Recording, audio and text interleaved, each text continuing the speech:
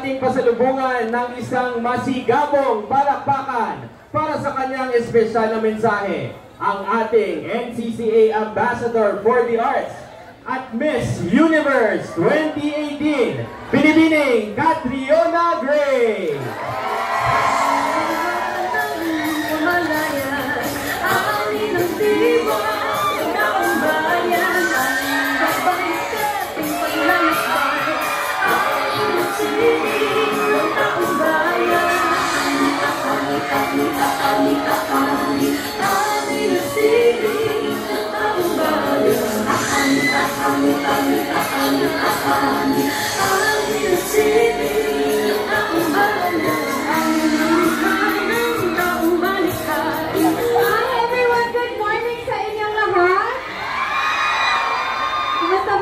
Dami yung energy. I love it. Ay, thank you po.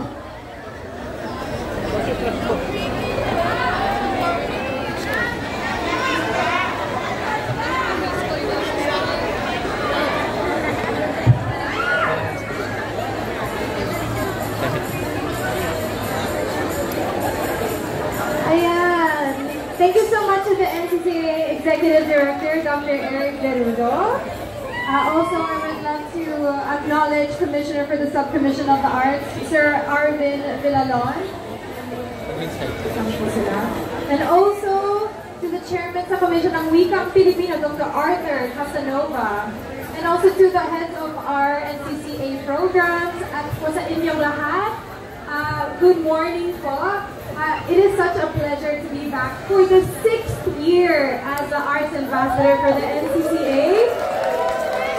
Yung love ko for our Filipino arts and culture really started many years ago, but it is such a pleasure to be able to continue to lend my voice and platform to sharing the diverse and vibrancy of Filipino arts and culture as Arts Ambassador. Of course, this month, this theme of our National Arts Month for February is Diwa at Damdamin. And I think it's really important to say na the creation process or pursuing creativity is something that feeds the soul, but also it inspires others to forgo the same or to go under the same path and to be able to create other things, to be able to push what we thought is possible. And art inspires, art uplifts, art is something that we can leave behind. And so I hope that this Arts Month, you can all join us. Ang dami-dami ng mga events that are happening around Metro Manila and also in iba't-ibang provinces. It will give me a lot of joy to see you all there. And again, maraming salamat to the NCCA for the continued trust to be your Arts Ambassador this 2025. Maraming salamat po. Maraming salamat, Binibining Catriona Gray. At muli, kinakalugod po namin na makasama ka sa makasaysayang araw na ito para sa ating National Arts Month 2025. Ngayon naman po, tinatawagan sa harapan upang samahan ng ating NCCA Arts Ambassador ang mga opisales ng komisyon para sa deklarasyon sa pagbubukas ng buwan ng mga acting. Tinatawagan natin NCCA Executive Director, Dr. Eric Derudo.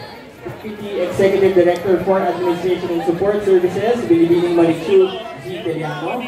Deputy Executive Director for Operations, Mr. Bernard Joseph R. Corpus. SCA Commissioner Arvin Manuel R. Villalon.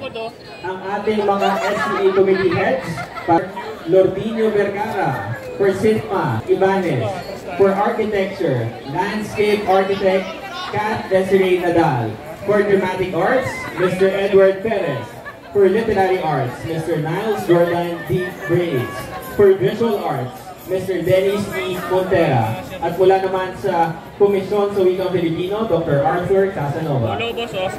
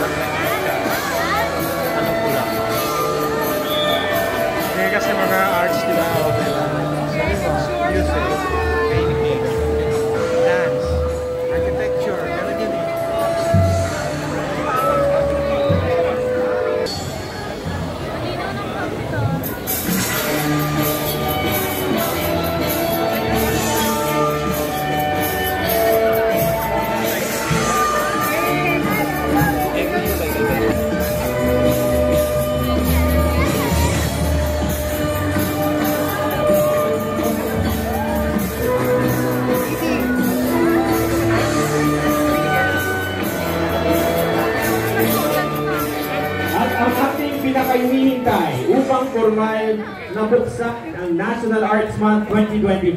Tinatawagan natin NCCA Executive Director Dr. Eric P. Zerudo. Bago po pasimulan ang ating mahabang talaga sa ikot natin dito sa Intramuros, ngayon po, tudyak ng pagsimula, formal na pagbubukas ng ating Arts Month sa bisa ng pangpanguluhang proklamasyon bilang 683. Atin pong ganap na binubuksan ang pagdiriwang ng buwan ng mga sining o National Arts Month 2025. Mabuhay ang sining at kultura ng Pilipinas!